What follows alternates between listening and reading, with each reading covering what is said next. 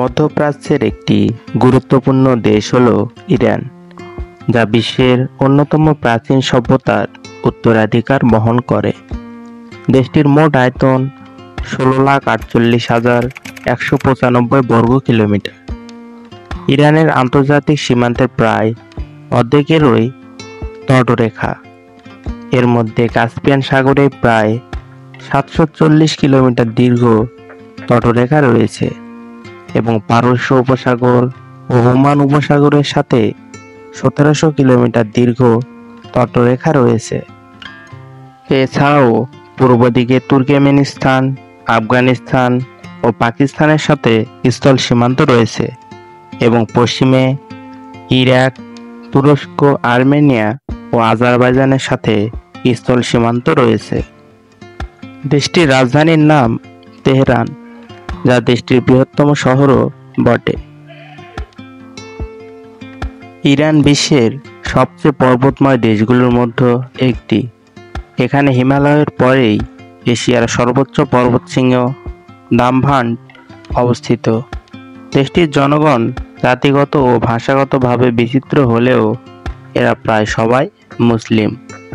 শতাব্দীর পর শতাব্দী ধরে এই অঞ্চলটি শিয়া মুসলমানদের কেন্দ্র হিসেবে গড়ে উঠেছে। ইরান বিশ্বের অন্যতম বৃহৎ খনিজ তেল ও প্রাকৃতিক গ্যাসের ভাণ্ডার রয়েছে, যা দেশটির অর্থনীতির মূল চালিকা শক্তি। ইরানের ইতিহাস পারস্য সাম্রাজ্যের সাথে গভীরভাবে জড়িত। খ্রিস্টপূর্ব ৫৫০ সালে সাইরাস দ্য গ্রেটের নেতৃত্বে পারস্য সাম্রাজ্যের সূচনা হয়। এটি ছিল বিশ্বের অন্যতম বৃহৎ ও শক্তিশালী সাম্রাজ্য।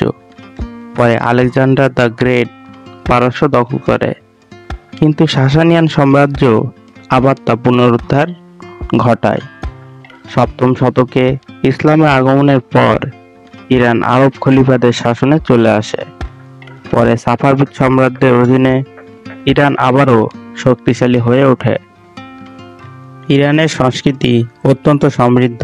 কবি ফেরদৌসি, উমর খৈয়াম, রুমের মতো ব্যক্তিরা বিশ্ব সাহিত্যে বিরাট প্রভাব ফেলেছেন। বর্তমানে ইরান মধ্যপ্রাচ্যের অন্যতম প্রভাবশালী দেশ, যদিও পশ্চিমা বিশ্বের সাথে ইরানের সম্পর্ক কখনো উত্তপ্ত আবার কখনো শীতল। আজকে এই পর্যন্তই। যদি আমাদের ভিডিওটি ভালো লাগে লাইক করবেন এবং চ্যানেলটিকে সাবস্ক্রাইব করে আমাদের পাশেই থাকবেন। ধন্যবাদ।